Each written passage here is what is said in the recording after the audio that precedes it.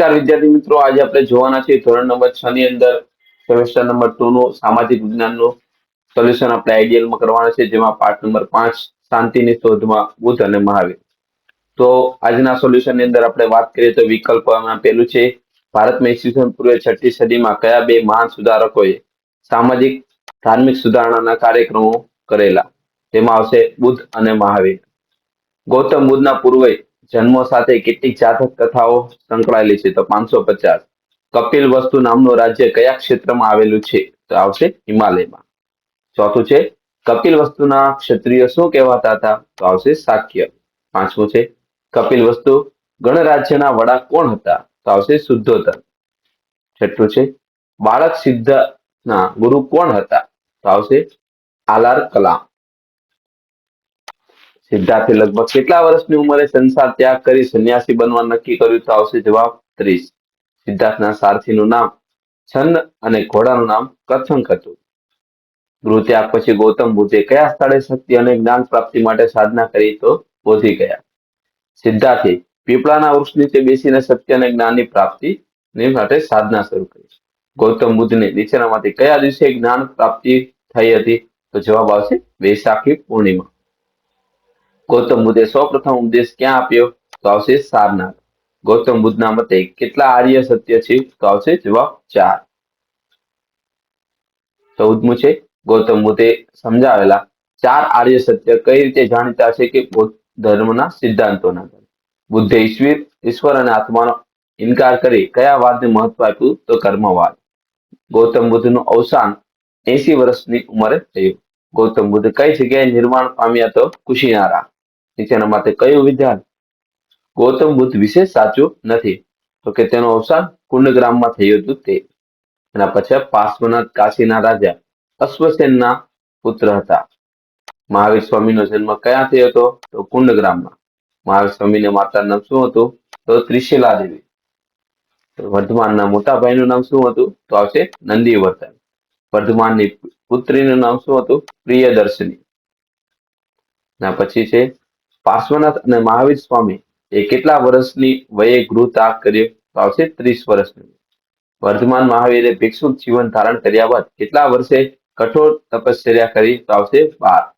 મહાવીર સ્વામીને કઈ નદીના કિનારે કેવલ જ્ઞાન પ્રાપ્ત થયું? તો આવશે ઋજુપાલિકા. મહાવીર સ્વામીએ કેટલા વ્રતો આપ્યા? તો આવશે 5. એના પછી આગળ વધીએ તો આપણે 28મો સવાલ છે મહાવીર સ્વામીએ લોકોને કેટલા પોતાનો ઉપદેશ કઈ ભાષામાં આપ્યો? તો પ્રાકૃત અને અર્ધ માગધી. એના પછી છે નીચેનામાંથી કઈ બાબત મહાવીર સ્વામી સાથે બંધ બેસતી નથી? તો કે કપિલ વસ્તુ. ચલો ખાલી જગ્યા વાત કરીએ તો તમને ખાલી જગ્યાના પ્રશ્ન ઉત્તર આપેલા છે, આમાંથી જોઈને તમારે લખવાના રહેશે. નેક્સ્ટ આગળ જઈએ એટલે ખરા ખોટા તમને આપેલા છે, તેના પણ દરેક વિધાનના ઉત્તર તમને આપેલા છે, આમાંથી જોઈને વિદ્યાર્થીઓ તમારે લખવાના રહેશે. એના પછી નેક્સ્ટ છે પ્રશ્ન નંબર 4. ત્રિપિટકના નામ જણાવો. તો આપણે જોઈએ ત્રિપિટક કયા છે? શુદ્ધ પિટક, વિનય પિટક અને અભિધમ પિટક.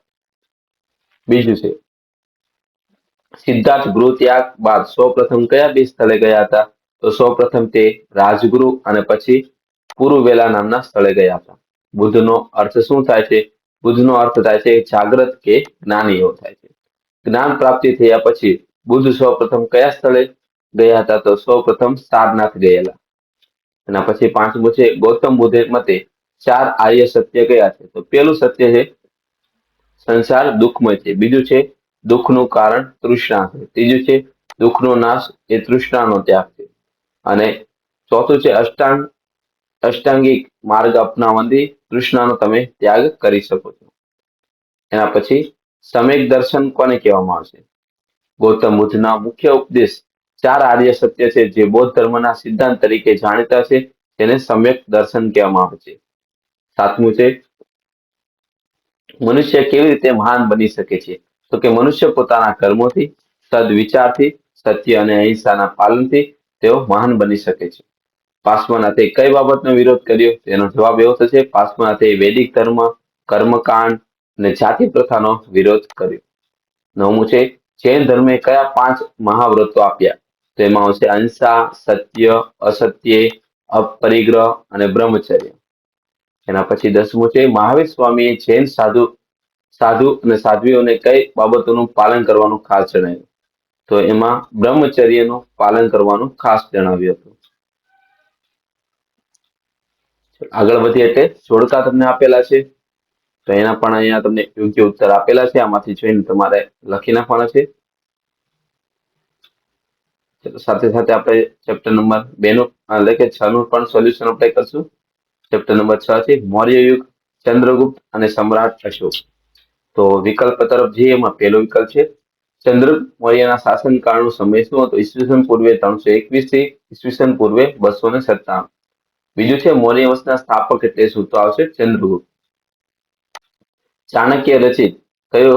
તો કે અર્થશાસ્ત્રમાંથી તે સમયની રાજકીય, સામાજિક અને આર્થિક વ્યવસ્થા અંગેની માહિતી મળે છે. ચોથું છે ચંદ્રગુપ્તની તમામ સિદ્ધિઓ કયા ગુરુના માર્ગદર્શનને ઘણો મહત્વનો ભાગ ભજવ્યો? તો આવશે ગુરુ ચાણક્ય. સેલ્યુકસે કોને ચંદ્રગુપ્તના દરબારમાં દૂત તરીકે મોકલ્યો? તો આવશે મેગિસ્થને. સૌરાષ્ટ્રના ગિરનાર પર્વત ઉપર નીચેનામાંથી કોણે સુદર્શન તળાવનું નિર્માણ કર્યું? તો સમુદ્રગુપ્તે. મૌર્ય સામ્રાજ્યના પ્રમુખ નગરમાં કોનો સમાવેશ થતો નથી? તો આવશે ઉજ્જૈન. એના પછી 8મું છે ચંદ્રગુપ્તના સમયમાં પુષ્પગુપ્તે જુનાગઢમાં સુદર્શન તળાવનું નિર્માણ કરાવ્યું. એના પછી ચંદ્રગુપ્તે પોતાના અંતિમ સમયે જૈન મુનિ ભદ્રબાહુએ સાથે વિતાવ્યો હતો. ગ્રાન્ડ ટ્રંક રોડ સંદર્ભે નીચેમાં કઈ બાબત સાચી છે?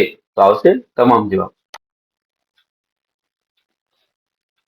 11મું છે આપેલી પૈકી મુદ્રા રાક્ષસયાની નાટકના લેખક કોણ છે? તો આવશે વિશાખદત્ત. ચલો 12મું છે ગ્રાન્ડ ટ્રંક રોડનું નિર્માણ સૌપ્રથમ કોના સમયમાં થયું હતું? તો કે ચંદ્રગુપ્ત મૌર્યના. 13મું છે બિંદુસારે અશોકની કયા પ્રાંતના રાષ્ટ્રીય તરીકે નિમણૂક કરી હતી? તો અવંતી. 14મું છે અશોકના મોટા ભાગના અભિલેખોની ભાષા કઈ હતી? તો આવશે પ્રાકૃત. અશોકે મિત્રાને બૌદ્ધ ધર્મનો પ્રચાર માટે ક્યાં મોકલ્યા? તો આવશે સિલોન. બૌદ્ધ ધર્મના પ્રચાર માટે સમ્રાટ અશોકે પોતાના પુત્ર અને પુત્રીને ક્યાં મોકલ્યા? તો આવશે સિલોન, શ્રીલંકા. એના પછી સમ્રાટ અશોકના સંદર્ભમાં નીચેનામાંથી કઈ જોડ સાચી નથી? વિદ્યાર્થી મિત્રો, તેમાં આવશે ડી ઓપ્શન. અશોકના અભિલેખોની ભાષા સંસ્કૃત અને કેવી હતી? લિપિ ખોરષ્ઠ હતી. કેન્દ્રીય વહીવટી તંત્રમાં ચાણક્યને કેટલા ખાતા દર્શાવ્યા? 18. એના પછી 19 છે મૌર્ય યુગના વહીવટી તંત્રના ન્યાય ખાતાનો વડો એટલે પ્રદેશ છત્રી. એના પછી મૌર્ય યુગના વહીવટી તંત્રમાં રાજકુમારોની નિમણૂક નીચેનામાંથી કયા પદ પર કરવામાં આવતી હતી? તો એ તમારો જવાબ તમારે મને કોમેન્ટમાં જણાવવાનો રહેશે. મૌર્ય સામ્રાજ્યમાં પ્રાદેશિક વહીવટી તંત્રમાં આહારનો અધિકારી કોણ છે? રાજુ. મૌર્ય વંશના અંતિમ શાસકનું નામ? તો બૃહદ્રથ. ચલો ખાલી જગ્યા તમને અહીંયા આપેલી છે, આમાંથી જોઈને તમારે તમારી આઈડિયાની અંદર લખવાની રહેશે. એના પછી નેક્સ્ટ ક્વેશ્ચન નંબર 3 છે. પ્રશ્ન નંબર 3 ખરા ખોટા વિધાન સાચું ખોટું. અહીં તેના દરેકના પ્રશ્નના ઉત્તર તમને આપેલા છે. આમાંથી જોઈને વિદ્યાર્થી મિત્રો તમારે આઈડિયાની અંદર તમારે લખવાના રહેશે.